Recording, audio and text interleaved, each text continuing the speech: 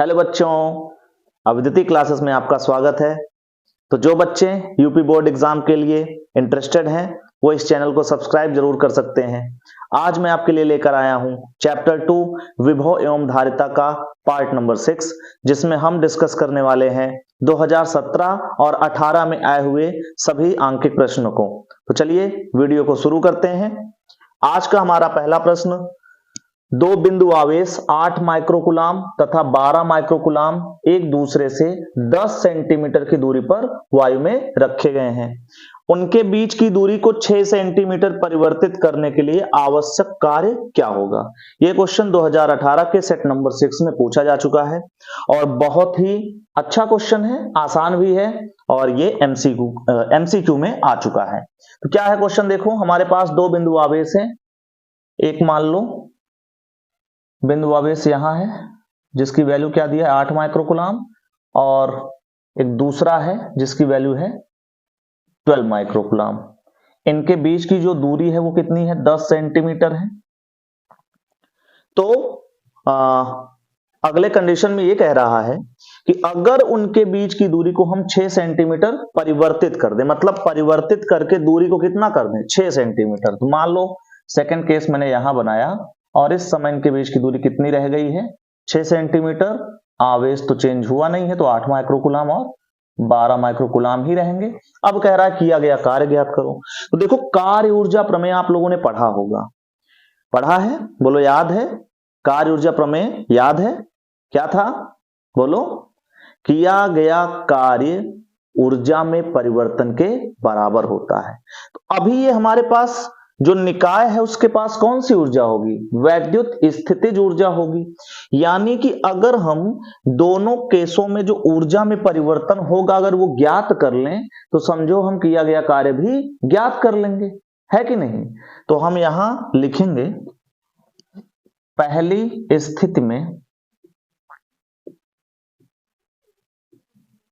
स्थिति में निकाय की वैद्युत स्थितिज ऊर्जा,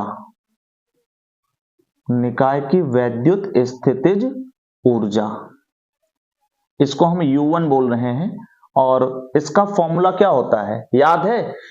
याद है? दो बिंदु वाले निकाय की वैद्युत स्थितिज ऊर्जा U बराबर क्या होता है? 1/4 pi epsilon not Q1 Q2 upon R। याद आया ना?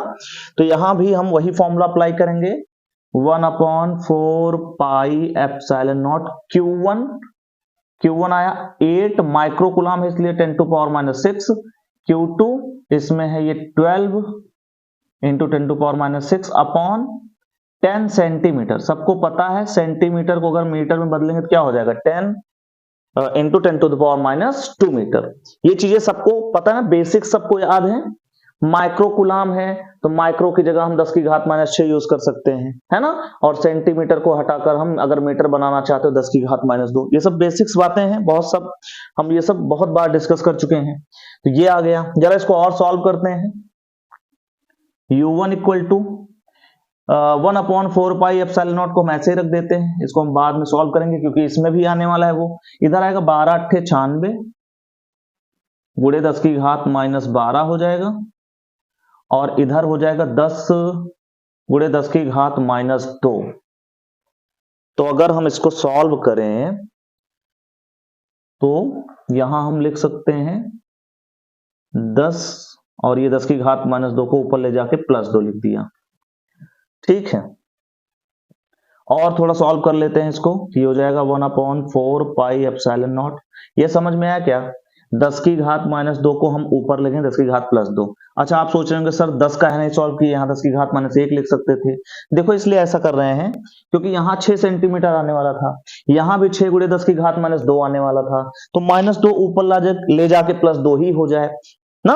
तो घात बराबर पहले से ही रख रहे हैं ताकि हम कॉमन और आसानी से ले सकें। तो यहां से हम इसको ऐसे लिख सकते हैं 96 गुणे 10 की घात माइनस 12 प्लस 2 यानी माइनस 10 हो जाएगा, और बट्टे में क्या आया? 10। इसी प्रकार क्या कर सकते हो? इसी प्रकार हम दूसरी स्थिति में ऊर्जा निकाल लेते हैं। दूसरी स्थिति में वैद्युत स्थितिज ऊर्जा, वैद्युत स्थितिज ऊर्जा, और इसको हम क्या बोलते हैं U2। फॉर्मूला वही लगाना है 1/4 पाई एप्सिलॉन नॉट Q1 कितना है 8 गुणे 10 की घात -6, Q2 12 गुणे 10 की घात -6 बटा दूरी इस बार 6 सेंटीमीटर को बदलेंगे 10 की घात -2 और सॉल्व करते हैं। U2 बराबर हो जाएगा, यहां से क्या हो जाएगा देखते हैं, ये हो जाएगा 1/4 पाई एप्सिलॉन नॉट, इधर 12 96 गुणे 10 की घात -12, इधर आया 6 और ध्यान से देखें ये 10 की घात -2 ऊपर जाके +2 हो जाएगा और यहां से U2 बराबर हम क्या लिख सकते हैं 1/4 पाई एप्सिलॉन नॉट 96 गुणे 10 की घात -10 बटे 6, ऐसा हम लिख सकते हैं। इसके बाद अगर मैं पूछूं ऊर्जा में परिवर्तन, या चलो अब मैं निकालता हूं किया गया कार्य, किया गया कार्य बराबर होता है ऊर्जा में परिवर्तन, ऊर्जा में परिवर्तन।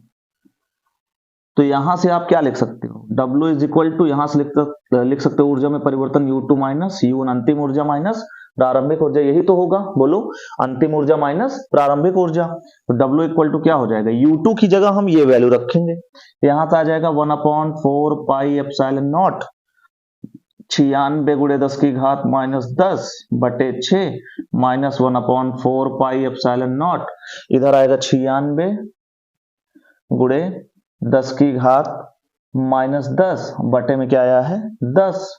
अब इसमें जो कॉमन हो कॉमन ले लो, है ना, या आप ध्यान से देखो, हाँ जो कॉमन हो कॉमन ले लो। W इक्वल टू क्या हो जाएगा 1/4 पाई एप्सिलॉन नॉट कॉमन हो गया, साथ में आप 96 गुणे 10 की घात -10 भी कॉमन ले लो, इधर आया 1/6 माइनस 1/10, यही तो बचा, इधर 1/6 उधर 1/10। अच्छा अगले स्टेप में हम क्या करेंगे, इसकी वैल्यू सबको पता है 9 गुणे 10 की घात 9 और यहां क्या है 96 गुणे 10 की घात -10।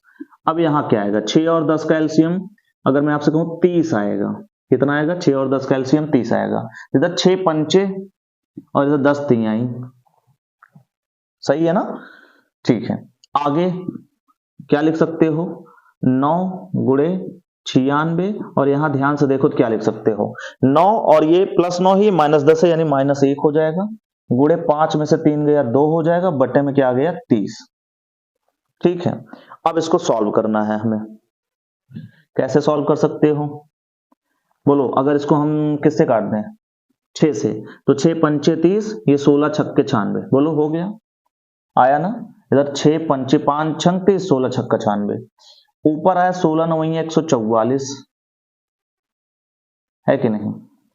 W इक्वल टू ध्यान से देखो, ये 9 गुणे 16 गुणे 2, तो यहां से हो जाएगा 2 9 18, 18 और 16 गुणे 18, तो कितना आ जाएगा, या 144 का दोगुना कर दो 288 आएगा मेरे ख्याल से, तो जाएगा 288 गुणे 10 की घात -1 बटे में 5। इसको और सॉल्व करते हैं, गुणा करके चेक कर लेना, 16 9 144, 144 का डबल 288, तो यहां से इसको कैंसिल करेंगे, 5 से अगर काटेंगे तो 5 5 25, 25 आया, इधर 38 हुआ, 5 7 35, 35 फिर 3 5 6 30 और गुणे 10 की घात -1। अगर हम इस चीज को और लिखें 10 की घात -1 का मतलब बटे 10, इस चीज को हम ऐसे लिख सकते हैं 57.6 बटा 10 और इसका मतलब 5.76 जूल, यही आपका आंसर है, ठीक 5.76। अच्छा अगर इसको अप्रॉक्स लिखें तो 5.76 को आप अप्रॉक्स 5.8 जूल भी लिख सकते हो और यही वाला ऑप्शन आपका करेक्ट होगा, ठीक है, समझ में आ गया, पॉज करके नोट कर लीजिए।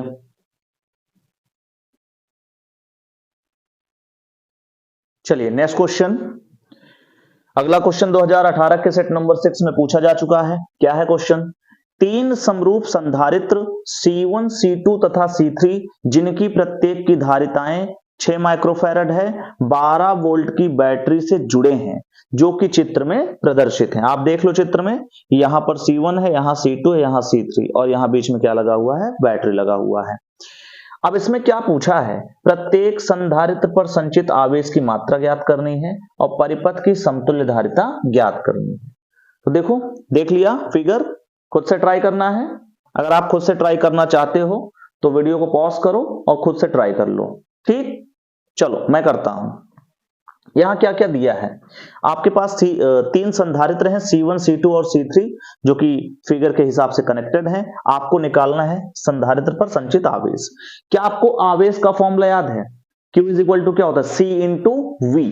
यानी अगर हमें जिस संधारित्र पर आवेश की मात्रा चाहिए, आप उस संधारित्र के प्लेटों के बीच का विभवांतर ज्ञात कर लो, उसकी धारिता ज्ञात कर लो, तो आपको आवेश की मात्रा कैसे निकलेगी, C इंटू V से मिल जाएगी। आओ देखते हैं। बोलो, जैसे अगर मैं आपसे कहूं ये 12 वोल्ट ये लगा हुआ है, तो 12 वोल्ट इन दोनों पॉइंट्स के बीच में लगा हुआ था, इसका और इसका, C1 और C2 के मध्य जो विभवांतर आएगा वो कितना आएगा, 12 वोल्ट आएगा। तो मैं यही बात यहां लिखने वाला हूं, यहां लिखता हूं C1 व C2 के मध्य विभवांतर कितना होगा, 12 वोल्ट ही तो होगा। बोलो, बिल्कुल होगा, क्योंकि अगर आप इसको प्लस और माइनस, अगर आप प्लस को 12 वोल्ट मान लो, माइनस को 0, तो 12 यहां आ जाएगा और 0 यहां, तो यानी ये दोनों किसके बीच में है, 12 और 0 के बीच में, दोनों C1 C2 के मध्य विभवांतर क्या आ जाएगा, 12 वोल्ट। अब C1 C2 की तुल्य धारिता क्या होगी, तो ध्यान से समझो, C1 C2 श्रेणी क्रम में है। कैसे पता, देखो अगर मान लो इस बैटरी ने धारा भेजी, यहां धारा डिवाइड होगी, एक धारा इधर जाएगी, एक धारा इधर आएगी, जो धारा C1 में जाएगी क्या वही धारा घूमकर C2 में भी आएगी। इसका मतलब C1 व C2 कौन से क्रम में है, श्रेणी क्रम में। तो ये बात यहां लिखेंगे, C1 व C2 श्रेणी क्रम में है,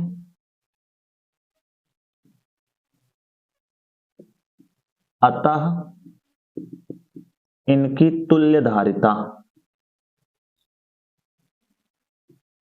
इनकी तुल्य धारिता क्या होनी चाहिए, इसको यहां सॉल्व करते हैं।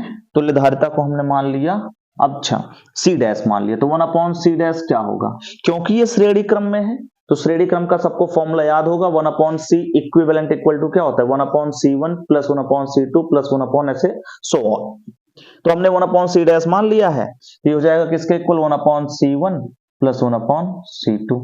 ध्यान से समझिए, तो यहां C1 की वैल्यू क्या है, C1 की वैल्यू है 6 माइक्रोफैरड, तीनों की धारिताएं क्या है 6, तो 1/6 प्लस 1/6, अगर इसको सॉल्व करेंगे तो हो जाएगा 2/6। अगर आप यहां इसको कैंसिल करेंगे तो 1/3 हो जाएगा, क्रॉस मल्टीप्लाई करेंगे तो C डैश इक्वल टू 3 और ये माइक्रोफैरड आ जाएगा।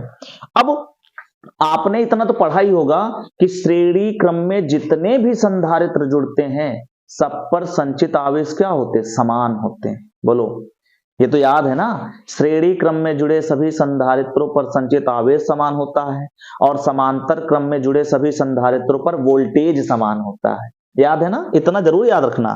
तो आप यहां देखेंगे कि C1 C2 कौन से क्रम में है, श्रेणी क्रम में। अगर श्रेणी क्रम में है तो इन पर संचित आवेश की मात्रा दोनों पर क्या होंगे, समान होंगे। तो ये बात आप लिखेंगे, C1 व C2 पर संचित आवेश क्या होंगे, समान होंगे, ठीक है, आवेश समान होंगे तथा आवेश की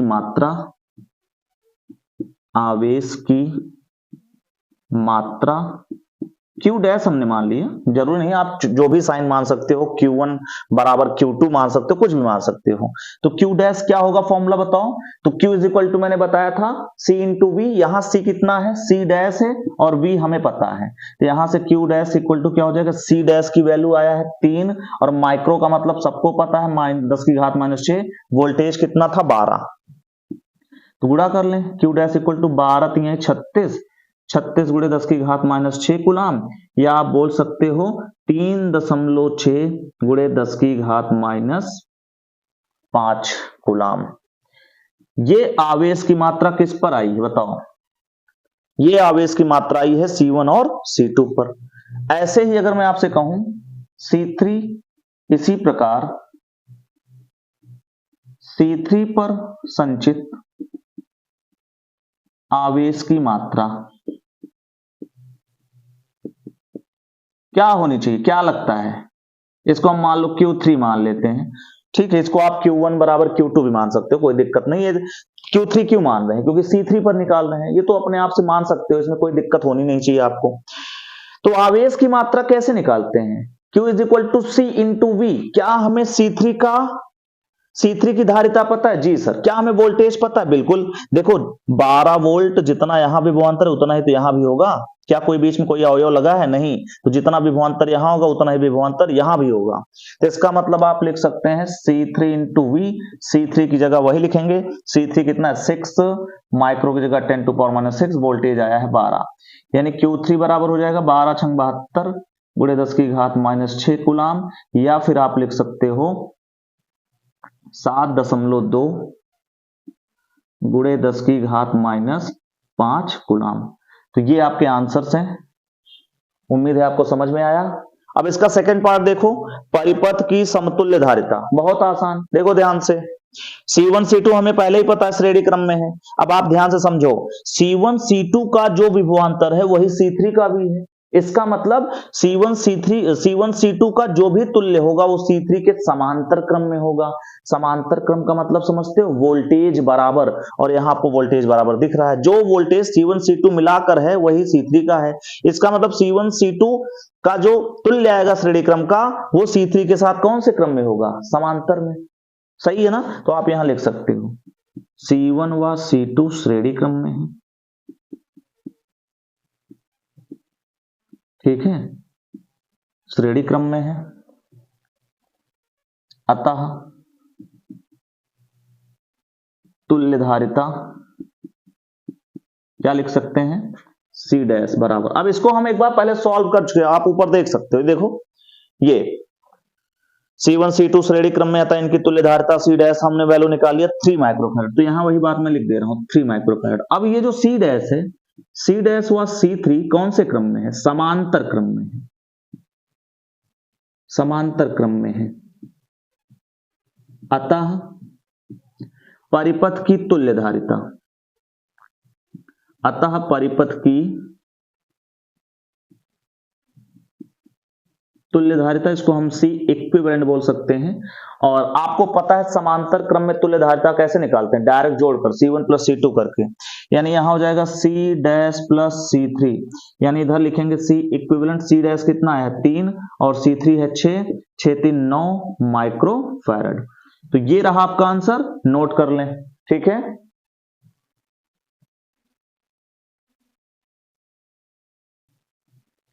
चलिए नेक्स्ट क्वेश्चन। चित्र में प्रदर्शित C2 में विभवांतर व संचित ऊर्जा की गणना कीजिए। बिंदु A पर विभव 90 वोल्ट है और C1 का मान आपको दिया है 20 माइक्रोफैरड, C2 का मान आपको दिया है 30 माइक्रोफैरड और C3 का मान आपको दिया है 15 माइक्रोफैरड। ये क्वेश्चन 2018 के सेट नंबर 6 में पूछा गया है, बहुत ही अच्छा क्वेश्चन है। अब आप यहां ध्यान से देखिए, आपके पास यहां जितने भी संधारित्र लगे हैं वो कौन से क्रम में दिखाई दे रहे हैं? बोलो।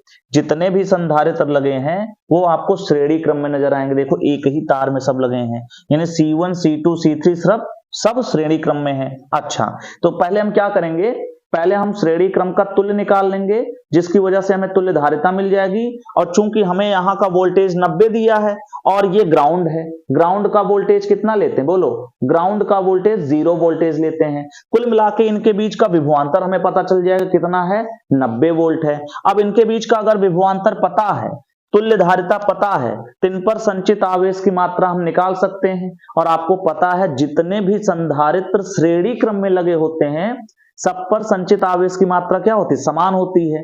तो उस मेथड का प्रयोग करके हम C2 का विभवांतर ज्ञात कर लेंगे, और जब एक बार C2 का विभवांतर आ जाएगा तो हम उसकी ऊर्जा भी ज्ञात कर लेंगे।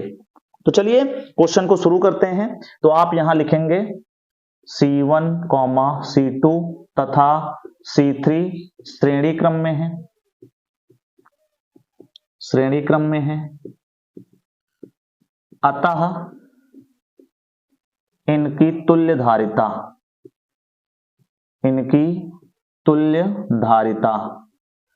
अब बोलो, मान लेते हैं 1/C इक्विवेलेंट, तुल्य धारिता C इक्विवेलेंट हमने मान ली।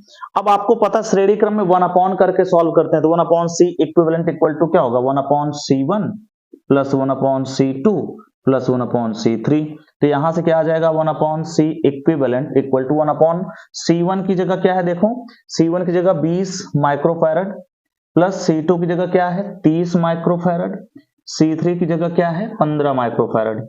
इन सबका एलसीएम क्या होगा, सोचो, इन सबका एलसीएम होगा 60। तो यहां से हो जाएगा 20 तिहाई तो 3 एकम 3, 30 दूना तो 2 एकम 2, 15 चौके तो 4 एकम 4, जोड़ लो तो यहां से आएगा 4 2 6 3 9, 9/60। इसको अगर और आगे सॉल्व किया जाए तो यहां से हो जाएगा C इक्विवेलेंट इक्वल टू 60/9। इसको जरा सिंप्लीफाई करते हैं, 3 से काट देते हैं तो ऊपर आएगा 20, नीचे आएगा 3, यानी 20/3 माइक्रोफैरड। ये आपकी तुल्य धारिता हमें पता चल गई है। फिर आप यहां लिखेंगे अतः प्रत्येक संधारित्र पर संचित आवेश, अतः प्रत्येक संधारित्र पर संचित आवेश। ऐसा क्यों कर रहे हैं, क्योंकि अगर हमें हर संधारित्र का आवेश मिल जाएगा तो हम उसका विभवांतर और उसकी ऊर्जा ज्ञात कर सकते हैं। तो हमने कह दिया अतः प्रत्येक संधारित्र पर संचित आवेश, उसको हमने क्या मान लिया Q, तो Q बराबर क्या होगा C इंटू V, तो C equivalent into V। V कितना है, यहां से ध्यान से देखो, इस पॉइंट का विभव 90 वोल्ट है, इस पॉइंट का विभव 0 है, तो इनका विभवांतर क्या होगा 90 माइनस 0 90 हो जाएगा। अब क्वेश्चन में अगर मॉडिफाई करते, यहां 0 पोटेंशियल ना देकर 10 अगर कर देते तो आपका विभवांतर 90 नहीं ले सकते थे, फिर 90 माइनस 10 लेते, बट इस केस में 90 और 0 है तो कोई बात नहीं।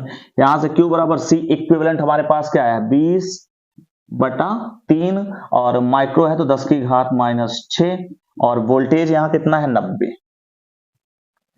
तो इसको सॉल्व करेंगे 30 से कैंसिल हो जाएगा, 30 आएगा, यहां से Q बराबर क्या हो जाएगा 30 × 20 यानी 600 × 10⁻⁻6 कूलाम।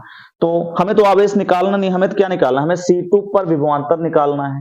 तो एक काम करते हैं, यहां लिखते हैं C2 पर विभवांतर, इसको हम V2 मान लेते हैं। सभी लोग बताएंगे संधारित्र पर जो विभवांतर होता है वो कैसे निकालते हैं, फॉर्मूला क्या होता है V is equal to Q/C। देखो ये फॉर्मूला सबने पढ़ा है, C is equal to Q/V। तो यहां से V ऊपर जाएगा C नीचे आएगा तो V is equal to Q/C। ठीक है, तो यहां से V2 is equal to Q/C2 हो जाएगा। Q क्या होगा, Q सब पर सेम होगा इसलिए Q ही लिया है, वैल्यू रख दो।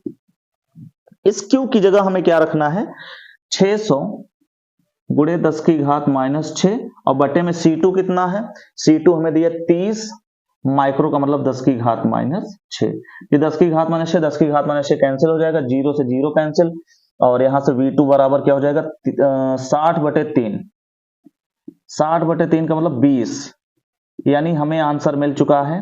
हमारा पहला आंसर क्या आया है, पहला आंसर आया है कि C2 पर विभवांतर कितना है, C2 पर विभवांतर है 20 वोल्ट। ये आपका आंसर आ चुका है।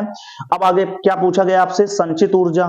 तो भैया यहां लिखेंगे C2 पर संचित ऊर्जा और इसको हमने U2 बोल दिया। क्या फॉर्मूला होता है, U is equal to 1/2 Q into V होता है, 1/2 CV² होता है, 1/2 Q²/C। सब कुछ पता है, आप चाहे जिससे निकाल लो। तो मैं यहां सिंपल फॉर्मूला लगा रहा हूं Q into V, 1/2 Q into V। तो सबको पता है 1/2 Q कितना है। इस पर अगर हम आपको बताएं तो आवेश तो सेम ही होगा, तो कितना होगा 600 × 10⁻⁻6, 600 × 10⁻⁻6। वोल्टेज हमारे पास कितना है, वोल्टेज है 20 वोल्ट, 20 वोल्ट। सॉल्व कर लो, 2 से कैंसिल करो, ये 10 आया। इसका मतलब यहां से U2 बराबर क्या लिख सकते हो 600 × 10 यानी 6000 और × 10⁻⁻6 यहां से लिख सकते हो 3, यहां दशमलव लगाओगे 3 अंक पर तो यहां 10⁻3 प्लस में हो जाएगा, यानी यहां से लिख सकते हो 6.0 × 10⁻3 जूल। यही आपका आंसर है। तो बोलो क्वेश्चन समझ में आ गया, बोलो नोट कर लो सब लोग।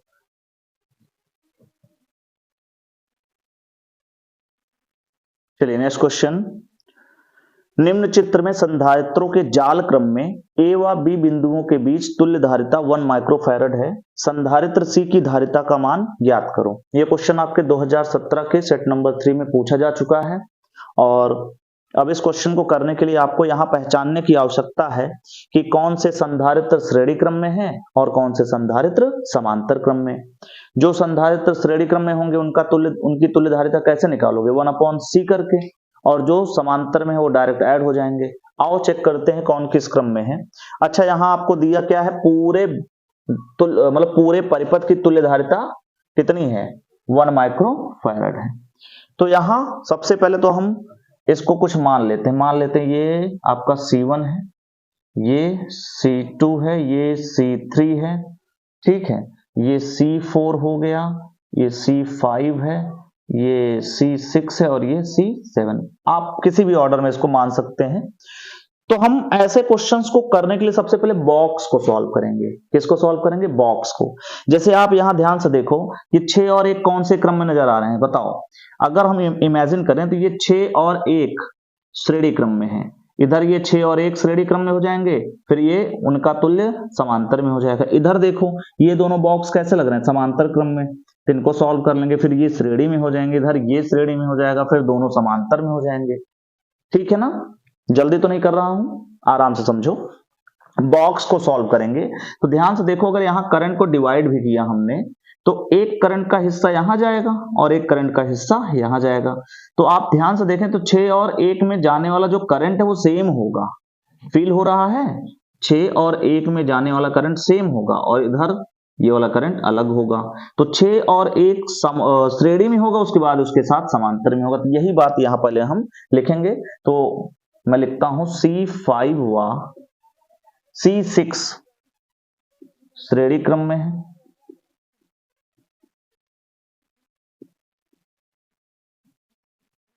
यानी 1/c डैश क्या हो जाएगा, 1/c5 प्लस 1/c6। तो 1/c डैश क्या हो जाएगा, 1/c5 की जगह क्या लिखोगे, 6 प्लस C6 की जगह 1।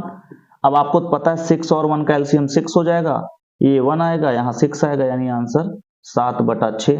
ये 1/c डैश है।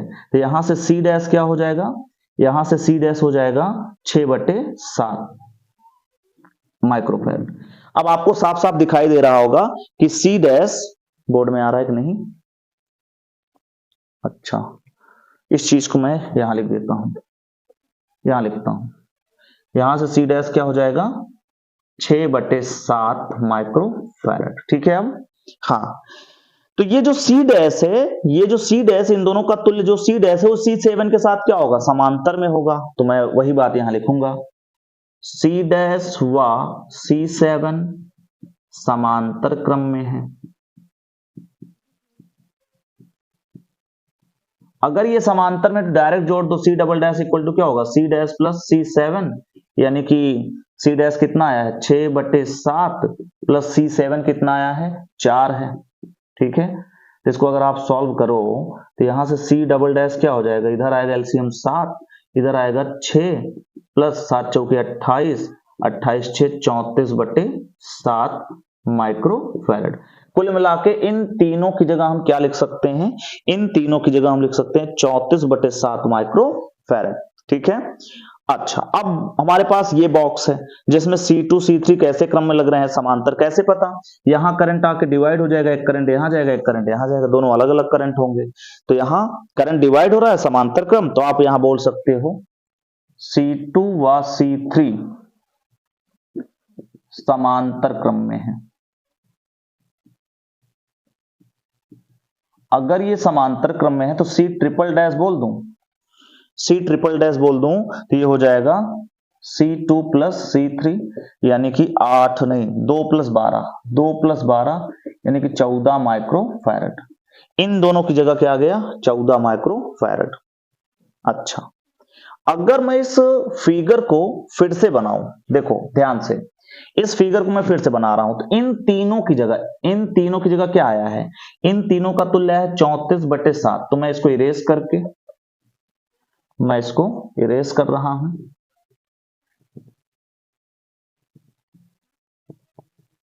और यहां केवल एक संधारित्र जोड़ा हूं जो कि उन तीनों के तुल्य था, और उसका आंसर क्या है 34/7। इसका क्या आंसर है 34/7 माइक्रोफैरड, और इसका नाम क्या है सी डबल डैश। अच्छा, उसी प्रकार से हम इन दोनों का तुल्य निकाले हैं, इन दोनों का तुल्य है सी ट्रिपल डैश, तो हम इनकी जगह भी केवल एक संधारित्र लगा सकते हैं, ठीक है, जिसको क्या मान सकते हैं, जिसको मान सकते हैं सी ट्रिपल डैश, और इसकी वैल्यू कितनी है 14 माइक्रोफैरड, इसको हमने सी ट्रिपल डैश बोल दिया। अच्छा, अब आपको ये कैसे लग रहा है, तो ध्यान से देखो, तो यहां से करंट आएगा, ये डिवाइड होगा, तो डिवाइड होगा समांतर, बट जो करंट C4 में आ रहा है वही करंट तो C डबल डैश में जाएगा, जो करंट C1 में आ रहा है वही करंट C ट्रिपल डैश में जाएगा। कुल मिला के C4 और C डबल डैश कौन से क्रम में होंगे, बोलो बोलो कौन से क्रम में होंगे, तो ये होंगे श्रेणी क्रम में, और इधर ये C1 और C ट्रिपल डैश कौन से क्रम में होंगे, श्रेणी क्रम में होंगे। तो यही बात मैं आगे लिख रहा हूं, मैं यहां लिखूंगा C4 व C डबल डैश श्रेणी क्रम में है। अगर ये श्रेणी क्रम में है तो इनका तुल्य 1 में आएगा, 1/C फोर्थ डैश में मान लिया, तो इक्वल टू हो जाएगा 1/C4 plus 1/C double dash. 1/C4 की वैल्यू क्या है, C4 की वैल्यू 1/1 हो जाएगी, प्लस C डबल डैश की वैल्यू आई है 34/7।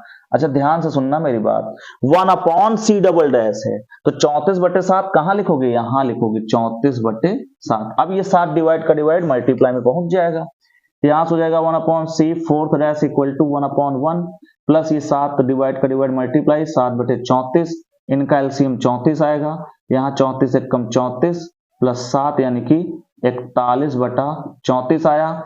तो यहां से C फोर्थ डैश की वैल्यू क्या हो जाएगी, 34 ऊपर 41 नीचे माइक्रोफैरड। बोलो बात समझ में आ गई कुछ, ये हुआ, ये किसकी जगह आया, इन दोनों की जगह। तो एक काम करता हूं, इन दोनों की जगह मैं केवल एक संधारित्र यूज करता हूं, तो वो फिगर को मैं बार बार चेंज करते जा रहा हूं, हर स्टेप को अच्छे से समझते रहना, आप लोग नया नया फिगर बना के करना, उसी में इरेज मत करने लगना। तो यहां से हो जाएगा, ये आपका C फोर्थ डैश है और इसकी वैल्यू क्या आ गई 34/41 माइक्रोफैरड।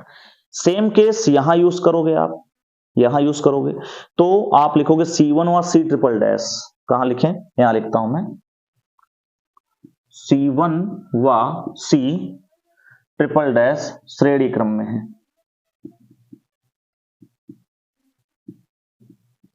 ठीक है, ये श्रेणी क्रम में है।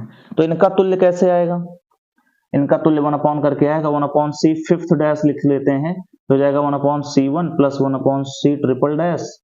यहां से 1/C1 की वैल्यू साफ साफ दिखाई दे रहा है 8 है, और C ट्रिपल डैश 14 है, 8 और 14 का हम एलसीएम ले लेते हैं, कितना हो जाएगा, बोलो 56 हो जाएगा।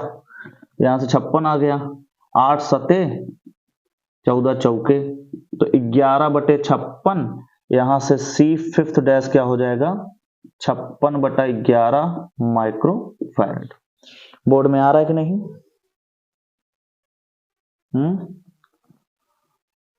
थोड़ा सा नहीं आ रहा है, अच्छा इसको मैं थोड़ा सा ऊपर लिख देता हूं, यहां लिख देता हूं, चलो यहां से आएगा C fifth dash equal to हो जाएगा 56/11 माइक्रोफैरड। बोलो अब सही है, यानी कुल मिला के हम इन दोनों की जगह भी केवल एक संधारित्र ले सकते हैं, जिसको हम क्या बोल सकते हैं, C फिफ्थ डैश बोल सकते हैं, है ना, ये देखो C फिफ्थ डैश, और इसकी वैल्यू क्या आई है 56/11 माइक्रोफैरड। अब ध्यान से सुनना मेरी बात, ये जो C फोर्थ डैश है और C फिफ्थ डैश है, यहाँ ये कौन से क्रम में होगा, क्योंकि यहाँ करंट डिवाइड हुआ, जब ये करंट डिवाइड होगा तो ये समांतर क्रम में होंगे, तो इसको क्या करेंगे हम, यहां लिखेंगे C फोर्थ डैश हुआ C फिफ्थ डैश कौन से क्रम में है, समांतर क्रम में है। तो समांतर का तुल्य कैसे आएगा, डायरेक्ट आएगा, C सिक्स्थ डैश बोल देता हूं मैं, तो डायरेक्ट जोड़ दो, C फोर्थ कितना है, C फोर्थ है 34/41, 34/41 प्लस C फिफ्थ डैश कितना है 56/11, 41 और 11 का एलसीएम क्या होगा, चूंकि ये अभाज्य संख्या है तो इनका गुणा करना पड़ेगा। तो 11 एकम 11, 11 चौके 44, 1 45, 55 ये आ गया। 11 का गुणा 34 में करना पड़ेगा, तो 11 चौके 44, 11 तिरिक 33 और 33 4 37 हो जाएगा। प्लस 56 का 41 में गुणा करना पड़ेगा,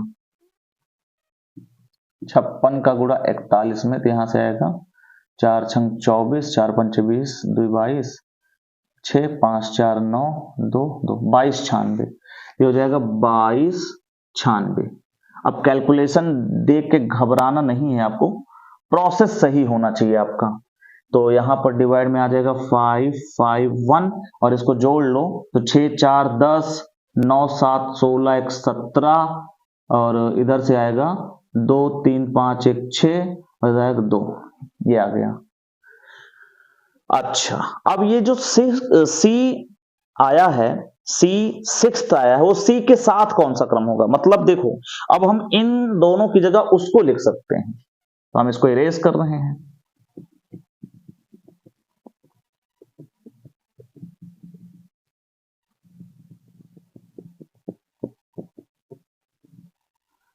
हम यहां पर अब लिख सकते हैं सी सिक्स्थ डैश, और ये हो गया बी, इसकी वैल्यू कितनी है 2670 अपॉन 551, ठीक है।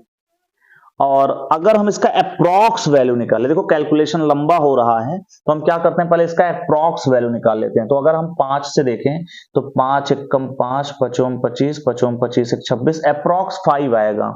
ये अप्रॉक्स कितना आएगा 5 माइक्रोफैरड। अब यहां हम लगभग मान क्यों निकाल रहे हैं, इसके पीछे का रीजन समझो। लगभग मान इसलिए निकाल है ताकि अगला जो कैलकुलेशन हो उतना कठिन ना हो जाए। तो इसको हम लगभग में क्या मान सकते हैं, 5 मान सकते हैं। 5 पॉइंट समथिंग आएगा बट लगभग 5 मान लेते हैं। अच्छा, इसके बाद आप यहां लिखेंगे सी व सी सिक्स्थ कौन से क्रम में, श्रेणी में है, अतः 1 अपॉन सी इक्विवेलेंट अब आएगा क्योंकि अब पूरे परिपथ का आ रहा है, तो ये कितना होगा 1 अपॉन सी प्लस 1 अपॉन सी सिक्स्थ डैश, सिक्स्थ डैश। तो 1 अपॉन सी की जगह हमें नहीं पता 1 अपॉन सी तो निकालना है, प्लस 1 अपॉन इसकी जगह 5 लिख सकते हो। अच्छा, 1 अपॉन सी इक्विवेलेंट हमें कितना दिया है 1 माइक्रोफैरड, तो 1 upon 1 equal 1 upon c plus 1 upon 5। एक काम करते हैं 1 अपॉन सी लिखते हैं और ये 1 अपॉन 5 वहां चला जाएगा, तो 1 अपॉन 5 माइनस 1 अपॉन 5। इसका अगर हम एलसीएम लेंगे तो क्या आएगा, कहां लिख दें,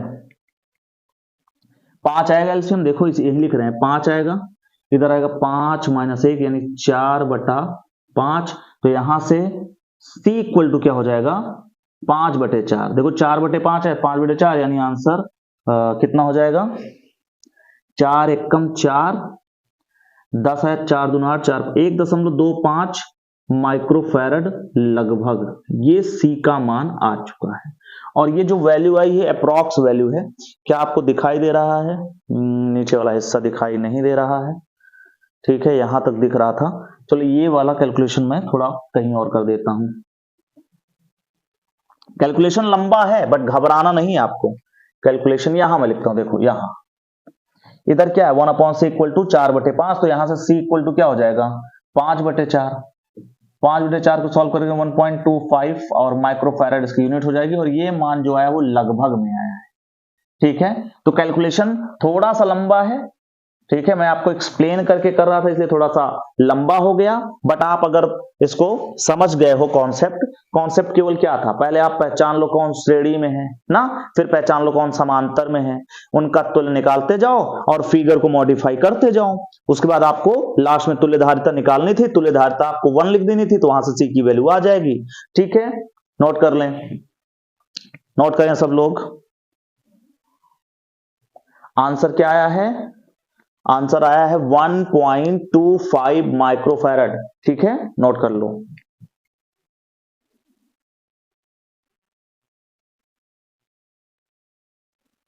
चलिए नेक्स्ट क्वेश्चन, दो बिंदु आवेश प्लस q तथा माइनस 2q एक दूसरे से d दूरी पर स्थित हैं। दोनों आवेशों को मिलाने वाली रेखा पर ऐसे बिंदुओं की स्थिति ज्ञात कीजिए जहां पर आवेशों के इस निकाय के कारण विभव शून्य हो। यह प्रश्न 2017 के सेट नंबर 4 में आ चुका है। अब यहां खास बात क्या है भैया, खास बात यह है कि ऐसे बिंदुओं की स्थिति मतलब ये कि यहां एक से अधिक बिंदु आएंगे। समझ गए कि नहीं? देखिए, जब तक आप वैद्युत क्षेत्र निकालते थे, मतलब ऐसा बिंदु ढूंढते थे जहां वैद्युत क्षेत्र 0 होता था या वैद्युत बल 0 होता था, उस केस में केवल एक पॉइंट मिलता था। लेकिन जब हम विभव की बात करेंगे, 0 है ना, तो ऐसे क्वेश्चन में 2 पॉइंट्स मिल सकते हैं। अब ये 2 पॉइंट्स कैसे मिलेंगे, आइए हम समझने का प्रयास करते हैं। तो देखो, मान लेते हैं आपके पास एक आवेश यहां Q रखा है और यहां रखा है दूसरा आवेश -2q। अच्छा, अब इनके बीच की दूरी हमें दिया है d, हमें क्या दिया है, d। अच्छा, ठीक है, तो पहली स्थिति में पॉइंट इनके बीच में हम ले सकते हैं ना। हम यहां लिखते हैं पहली स्थिति। पहली स्थिति में हमने क्या किया, हमने पॉइंट्स को बीच में चुना, इनके बीच में। अब आप सोचो, आप पॉइंट को कहां चुनेंगे, इस Q के पास चुनेंगे कि इस -2q के पास? तो देखो, हम वहां पॉइंट चुनेंगे जहां आवेश का मान कम हो। क्यों? क्योंकि देखो, अगर आवेश का मान कम है तो हमें दूरी का मान क्या करना पड़ेगा, कम, तब विभव बड़ा आएगा। अब आप सोचो, अगर बिंदु को हम इसके पास ले लें, ऑलरेडी इस आवेश का मान बड़ा है, दूरी भी कम हो जाएगी तो यहां विभव ज्यादा होगा और इसका विभव कम हो जाएगा, तो बैलेंस नहीं हो पाएगा, 0 नहीं हो सकता। ठीक है, कॉन्सेप्ट समझ में आ रहा है? तो हम यहां छोटे आवेश के पास बिंदु मान लेते हैं। चलो मान लेते हैं यहां पॉइंट हमारा P मान लेते हैं, इसको हम A बोलते हैं, इसको हम B बोलते हैं और इस पॉइंट को P बोलते हैं। मान लेते हैं A से P की दूरी क्या है, x है, तो इसका मतलब P से B की दूरी क्या होगी, D माइनस x हो जाएगी। यहां तक किसी को समस्या नहीं होनी चाहिए। अब इस बिंदु P पर परिणामी विभव 0 दिया है, तो एक काम करते हैं, पहले हम यहां बिंदु P पर Q के कारण विभव निकाल लेते हैं, Q के कारण विभव, और इसको हम VA बोल दे रहे हैं। तो क्या आंसर आएगा, सबको पता है बिंदु आवेश के कारण विभव का फॉर्मूला होता है 1/4 पाई एप्सिलॉन नॉट Q/R। और यहां ध्यान देने वाली बात यह है कि आवेश का मान चिन्ह के साथ रखते हैं क्योंकि यह अदिश राशि है। तो देखो, यहां हो जाएगा 1/4 पाई एप्सिलॉन नॉट, आवेश है Q अपॉन हमने दूरी x मान लिया। ऐसे ही हम VB निकालें अगर, चलो लिख लेते हैं कि बिंदु P पर किसके कारण, -2q के कारण विभव, और इसको हम VB बोल दें, तो क्या आएगा 1/4 पाई एप्सिलॉन नॉट, आवेश इस समय क्या है -2q अपॉन दूरी क्या है D माइनस x है। ठीक है, अच्छा, इसके बाद हम क्या लिख सकते हैं, परिणामी विभव। अतः बिंदु P पर परिणामी विभव, क्योंकि विभव अदिश राशि है तो इसलिए हमें यहां पर दिशा उषा नहीं देखना होता है। ठीक है, तो क्या हो जाएगा, V = VA प्लस VB। हमेशा परिणामी विभव निकालने के लिए हमेशा जोड़ते हैं। अगर वैद्युत क्षेत्र होता है तो उसमें दिशा उषा देख के हम देखते हैं, अगर दोनों एक ही दिशा में तो जोड़ लेते हैं, अपोजिट होते हैं तो माइनस करते हैं। बट यहां ऐसा नहीं होता है, यहां ये अदिश राशियां हैं, डायरेक्ट जोड़ते हैं और चिन्ह के साथ रखते हैं। तो V = VA का मान हमारे पास आया है 1/4 pi epsilon not Q/x plus यहां हो जाएगा 1/4 pi epsilon not minus 2q upon D minus x। और यहां V की जगह क्या लिख सकते हो, परिणामी विभव कितना दिया है, 0, तो इस V की जगह 0 लिखोगे, यहां हो जाएगा 1/4 पाई एप्सिलॉन नॉट, यहां हो जाएगा Q/x, ये माइनस प्लस माइनस हो जाएगा 1/4 pi epsilon nought 2q upon D minus x। बोलो सही है। अब ये माइनस वाला इधर आएगा, प्लस हो जाएगा, तो 1/4 pi epsilon nought 2q upon d minus x equal यहां आ जाएगा 1/4 pi epsilon nought q upon x. जो कैंसिल कर दो, ये पूरा कैंसिल हो गया 1/4 पाई एप्सिलॉन नॉट, q से q कैंसिल हो गया, क्या बचा ऊपर 2 अपॉन d माइनस एक्स, वहां बचा 1 अपॉन एक्स, क्रॉस मल्टीप्लाई कर लो तो यहां से हो जाएगा 2x equal to d minus x, ये माइनस एक्स इधर आएगा, बोर्ड में दिखाई दे रहा है कि नहीं, हाँ, तो 2x equal to d minus x, यहां से x इधर आएगा तो ये हो जाएगा 3x इक्वल टू डी, तो यहां से हम लिख सकते हैं x equal to d by 3। ये पहला आंसर आ गया, पहला पॉइंट। और ये d बाई 3 कहां से आया ये भी आपको बता देना चाहिए, d बाई 3 आया है q से, तो आप यहां बोलेंगे q से d बटा 3 दूरी पर, कहां, आवेशों के मध्य में, ठीक है, आवेशों के मध्य में। बात समझ में आ गई, बोलो, बिल्कुल। ये जो आंसर आया है ये हमने बिंदु को बीच में लिया था, तो यहां तक नोट करो पहले फटाक से, ठीक है। अब इसका सेकंड पार्ट देखते हैं, दूसरी स्थिति में।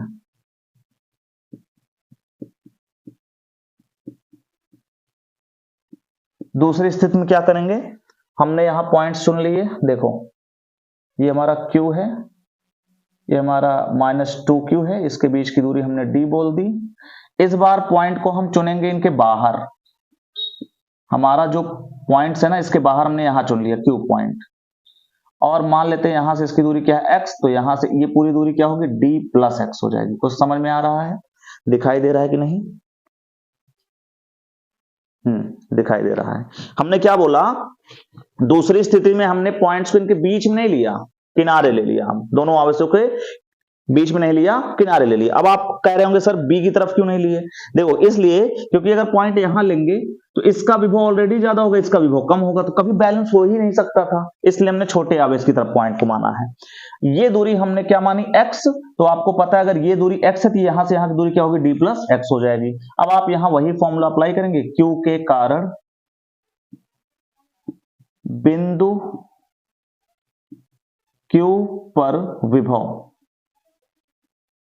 और इसको हमने VA बोल दिया, क्या हो जाएगा 1/4 पाई एप्सिलॉन नॉट, आवेश है Q अपॉन दूरी है x। ऐसे ही -2Q के कारण Q पर विभव, और इसको हमने VB बोल दिया, जो जाएगा 1/4 pi epsilon nought -2Q upon दूरी इस बार क्या है D प्लस एक्स है, दूरी इस बार क्या है D प्लस एक्स। अच्छा, तो परिणामी विभव निकाल लो, अतः परिणामी विभव V बराबर VA प्लस VB, V की जगह 0, VA आया कितना है 1/4 pi epsilon nought Q upon x plus, एक मिनट, यहां ठीक से आएगा नहीं, थोड़ा सा मैं इसको कहीं और लिखता हूं,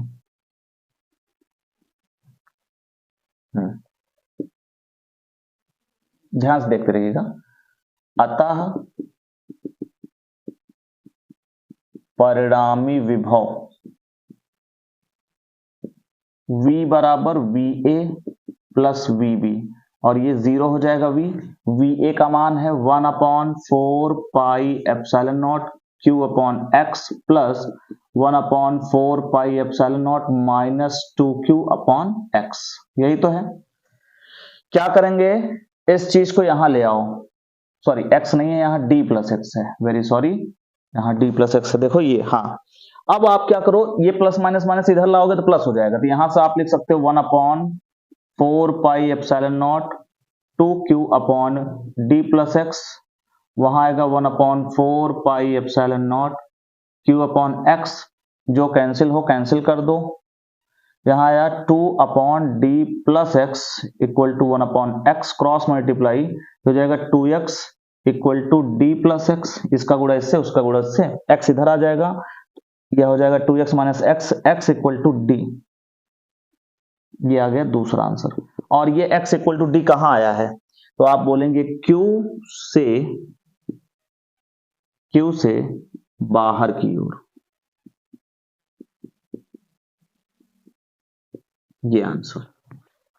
इस केस में दो आंसर आ चुके हैं।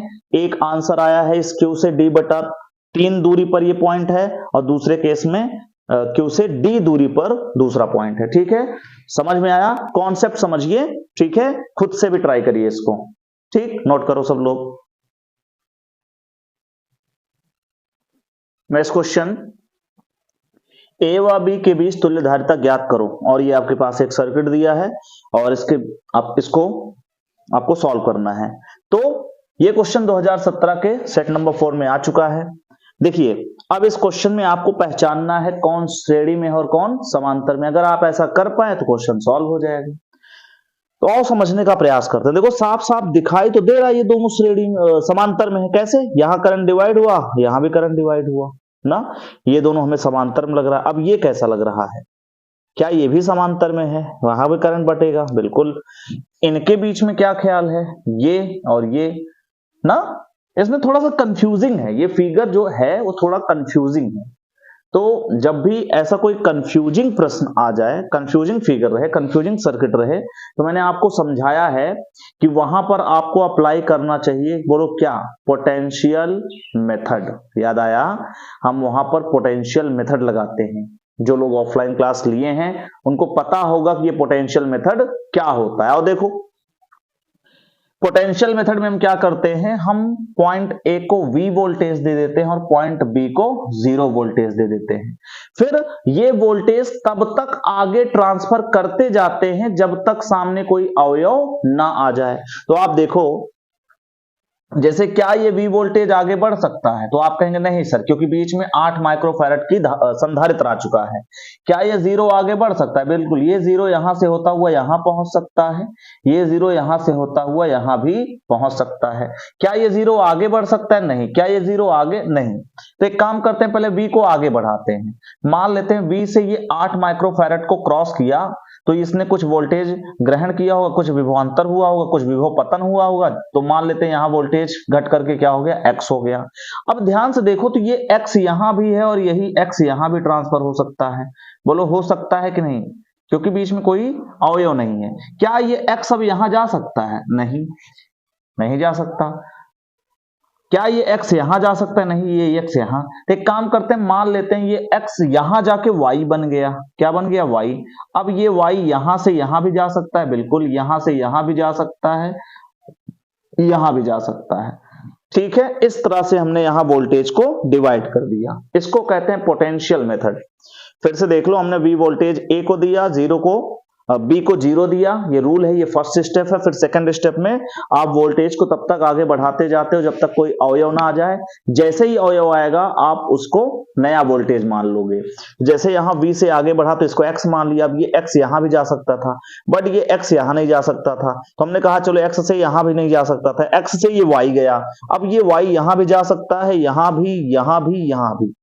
तो आप देख लो, यहां आपने सभी जो है संधारित्रों को किसी न किसी विभवांतर के बीच में रख लिया।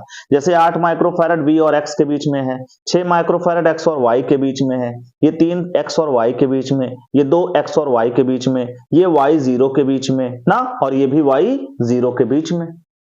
तो इसका मतलब हम यहां पर क्या करेंगे, हम यहां कुछ पॉइंट्स चुन लेंगे।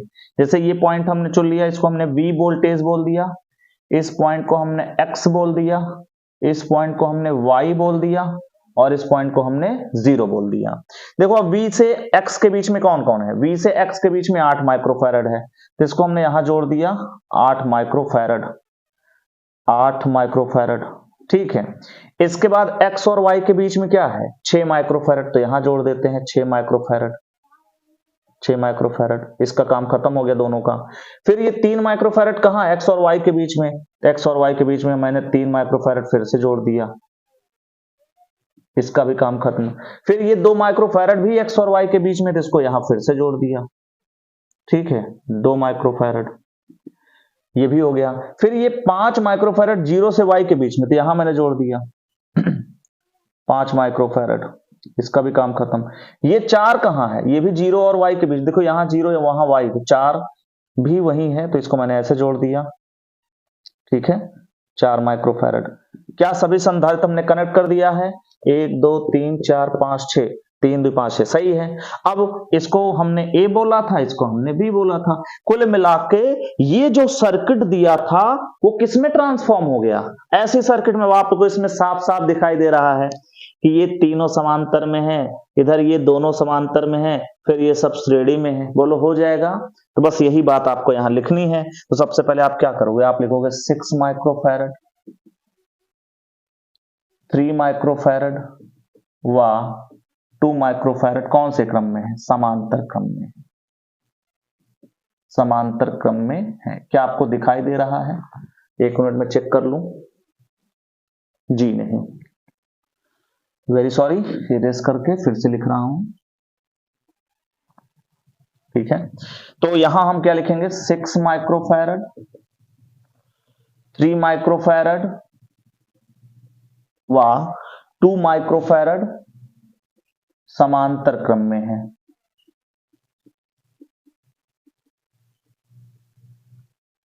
यानी इनकी तुल्य धारिता मान लेते हैं सी डैश है, तो क्या होगा? डायरेक्ट जुड़ेगा, और ये समांतर क्रम में सब जुड़ जाते हैं, तो जोड़ दो। 6 + 3 + 2 यानी 11 माइक्रोफैरड हो गया। ऐसे ही आप देखो तो 5 और 4 भी क्या है? समांतर में है। 5 माइक्रोफैरड व 4 माइक्रोफैरड समांतर क्रम में है।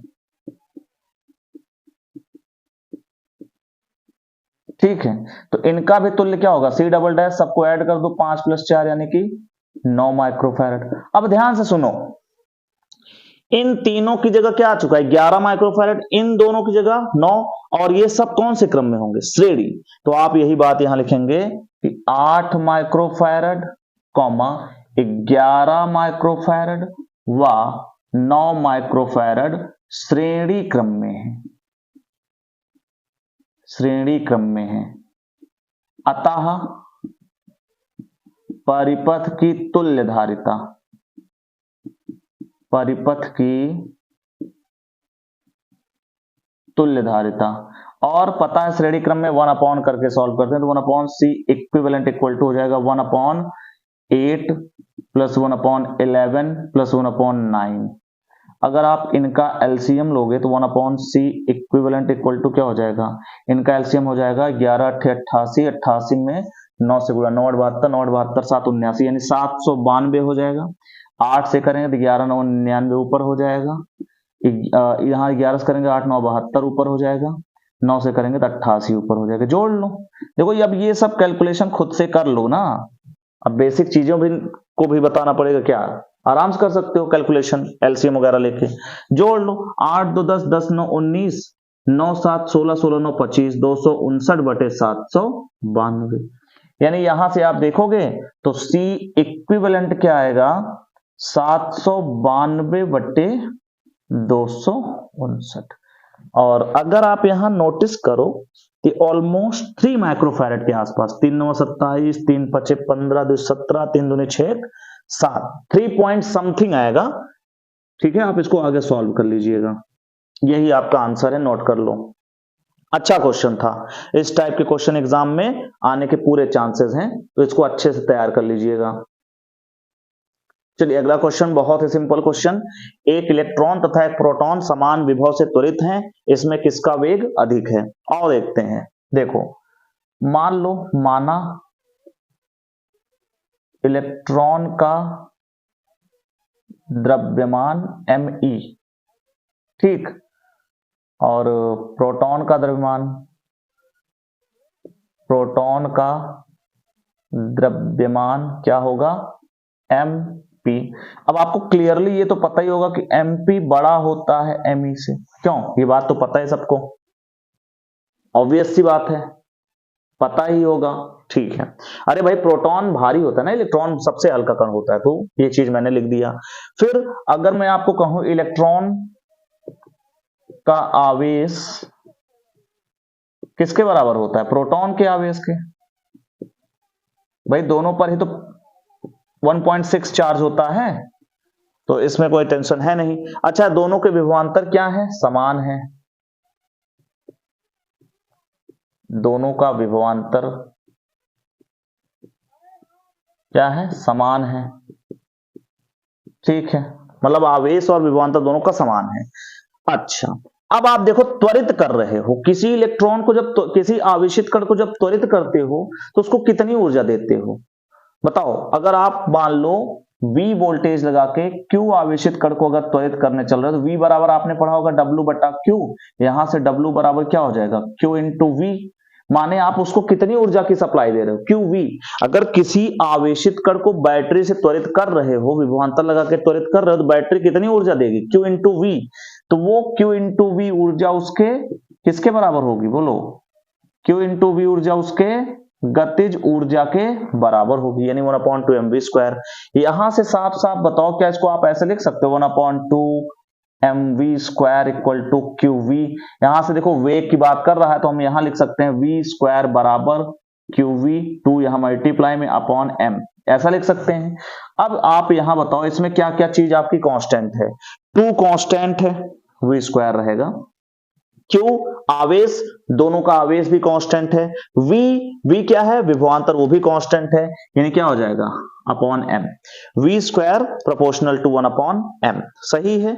अच्छा, इसके बाद अगर आप यहां से देखो तो v और m में कैसा संबंध है बोलो, वेग और द्रव्यमान में कैसा संबंध है, उल्टा संबंध, यानी जिसका द्रव्यमान कम होगा उसका वेग ज्यादा होगा। उल्टा संबंध में क्या होता है, एक कम होता है दूसरा ज्यादा, तो m जिसका कम होगा, m किसका कम हो, इलेक्ट्रॉन का।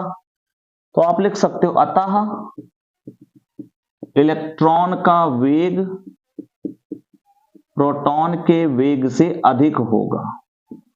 बोलो, बहुत आसान क्वेश्चन था, ठीक है ना, नोट कर लें, बहुत आसान क्वेश्चन। चलिए नेक्स्ट क्वेश्चन, बहुत ही आसान क्वेश्चन। सी धारिता के आवेशित संधारित्र की प्लेटों के मध्य K बराबर 2 परावैद्युतांक की परावैद्युत प्लेट रखी गई है। यदि प्लेट रखने के पूर्व संधारित्र का आवेश Q तथा विभवांतर V हो तो प्लेट रखने के बाद आवेश तथा विभव के मान ज्ञात कीजिए। माने आपके पास एक आवेशित संधारित्र है जिसकी धारिता पहले क्या थी, C थी, परावैद्युत प्लेट के रखने के पहले, ठीक है।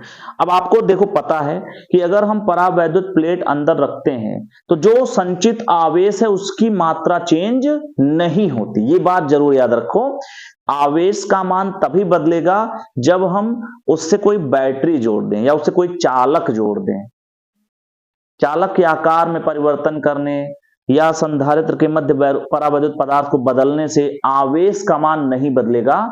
आवेश तब तक नहीं बदलेगा जब तक हम उसको फिर से किसी बैटरी से न जोड़ दें। तो यहां तो ऐसा कुछ कहा नहीं है, केवल यहां कहा गया है कि K बराबर 2 परावैद्युतांक की परावैद्युत पट्टी रखी गई है। तो देखो आप यहां लिखेंगे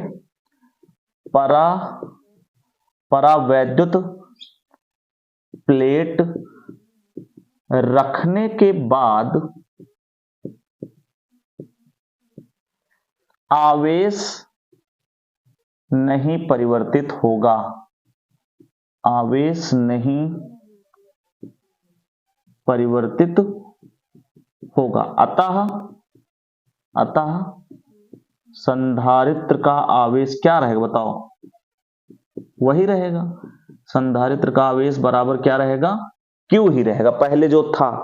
लेकिन अब ये धारिता बदल जाएगी, परंतु परावैद्युत प्लेट रखने के पश्चात, परावैद्युत प्लेट रखने के पश्चात धारिता परिवर्तित हो जाती है।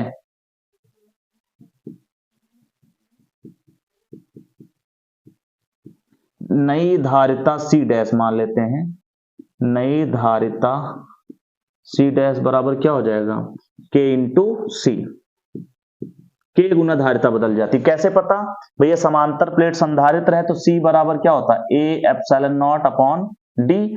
अब जैसे ही कोई माध्यम रखोगे तो एप्सिलॉन नॉट के साथ किसका गुणा हो जाता है, K, यानी कि K गुना बढ़ जाएगा। धारिता कितनी गुना बढ़ जाएगी, K, तो नई धारिता क्या हो जाएगी, KC हो जाएगी। अब आप नया विभवांतर, अतः नया विभवांतर V डैश, विभवांतर का फॉर्मूला क्या होता है, V is equal to Q upon C, तो V डैश इक्वल टू क्या हो जाएगा, Q अपॉन C डैश, यानी Q बटा C डैश की जगह हो जाएगा KC, यानी कि क्या हो जाएगा, विभवांतर जो है K गुना कम हो जाएगा। विभवांतर का मान क्या आ जाएगा, बोलो, आवेश तो Q ही रहेगा, विभव का मान आपके सामने है, V डैश इक्वल टू क्या हो जाएगा 1 upon K Q by C, ये आपका आंसर है। अर्थात विभवांतर पूर्व विभवांतर का, अर्थात नया विभवांतर, ऐसे लिख लो, अर्थात नया विभवांतर पूर्व विभवांतर का 1 अपॉन K गुना हो जाएगा। तो ये आपका आंसर है। आसान क्वेश्चन था, ठीक है, समझ में आ गया होगा, नोट कर लें।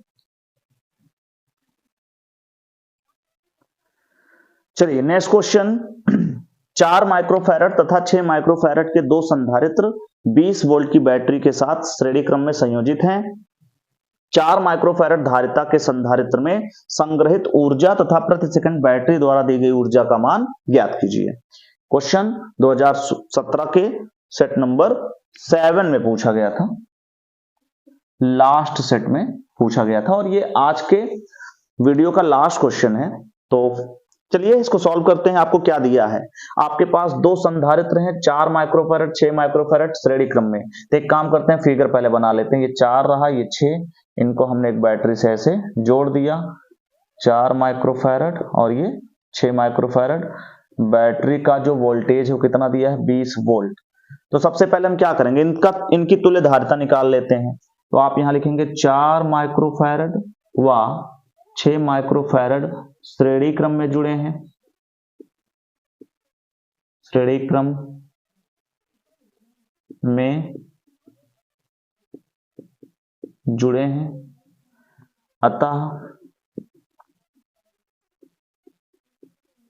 तुल्य धारिता 1 अपॉन C equivalent equal to 1/4 plus 1/6, LCM लेंगे तो 1/12 हो जाएगा। ये 4 3 3 एकम 3, 6 दूना 5/12। यहां से लिख सकते हैं C equivalent equal to 12/5, solve करेंगे 2.4 माइक्रोफैरड। ठीक है, कोई दिक्कत है इसमें, होनी नहीं चाहिए। तो हमने ऐसा क्यों किया, ऐसा करने से हम प्रत्येक संधारित्र पर संचित आवेश निकाल लेंगे ना। अतः प्रत्येक संधारित्र पर संचित आवेश की मात्रा Q बराबर C इंटू V होता है। C इक्विवेलेंट हमने यूज किया।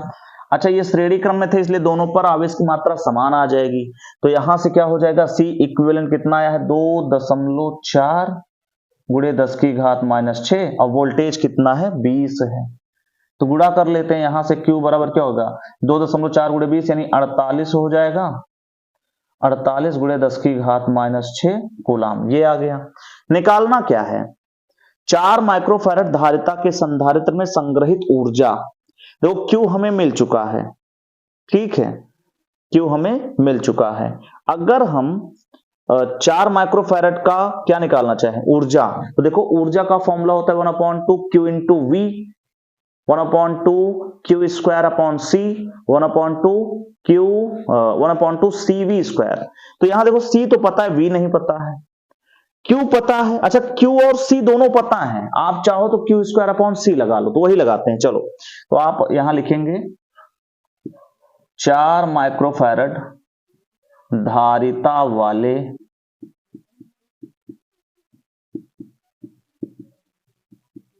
संधारित्र में संग्रहित ऊर्जा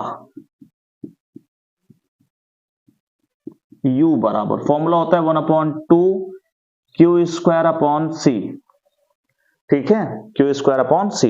तो मान रख दो 1/2 Q स्क्वायर करना है तो मीन्स 48 गुणे 10⁻⁻6 का होल स्क्वायर बटा सी हमारे पास क्या है, सी है 4 माइक्रोफैरड, 4 गुणे 10 की घात माइनस 6। इसको और आगे सॉल्व करते हैं, ये हो जाएगा u is equal to 1/2 into square करना है तो 48 गुणे 10 की घात माइनस 6 गुणे 48 गुणे 10 की घात माइनस 6 बटे में 4 आ जाएगा, गुणे 10 की घात माइनस 6 आ जाएगा। तो भैया 10 की घात माइनस 6 से 10 की घात माइनस 6 कैंसिल हो जाएगा, 4 बचा, 4 से हमने 48 को काट दिया 12 आया, इधर 2 से हमने इसको काट दिया 6 आया, यानी u बराबर क्या बचा, ऊपर आया 48 गुणे यहां बचा 6 और गुणे 10 की घात माइनस 6।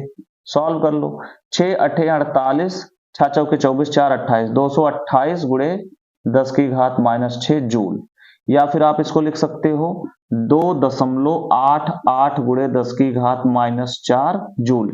अच्छा, ये ऊर्जा किसके लिए है, ये ऊर्जा 4 माइक्रोफैरड धारिता वाले संधारित्र में संचित है। अगला क्वेश्चन क्या कह रहा है, बैटरी द्वारा दी गई ऊर्जा, तो यहां लिख रहा हूं बैटरी द्वारा दी गई ऊर्जा, तो ये किसके बराबर हो, देखो इस चीज को हम कई बार बता चुके हैं, बैटरी पर विभवांतर अगर V है और उसने Q आवेश को ट्रांसफर किया है 1 सेकंड में मान लो, तो उसके द्वारा प्रति सेकंड किया गया कार्य क्या होगा, Q इंटू V होगा। कैसे आया, देखो V equal to W upon Q, तो यहां से W equal to Q into V, समझ गए। और यही प्रति सेकंड किया गया कार्य ही प्रति सेकंड बैटरी द्वारा दी गई ऊर्जा के तुल्य होता है। तो यहां आप लिख सकते हो, इसको U डैश मान लेते हैं, तो ये हो जाएगा Q इंटू V।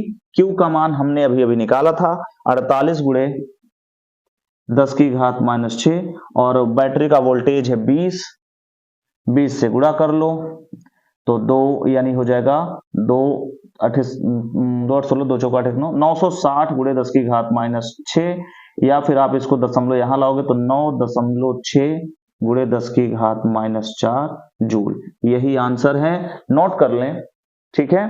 तो आज के लिए इतना ही, अगले वीडियो में हम मिलते हैं आपको चैप्टर 3 के न्यूमेरिकल प्रॉब्लम्स को सॉल्व कराने के लिए, ठीक है। तब तक पढ़ाई करते रहें, ऑल द वेरी बेस्ट।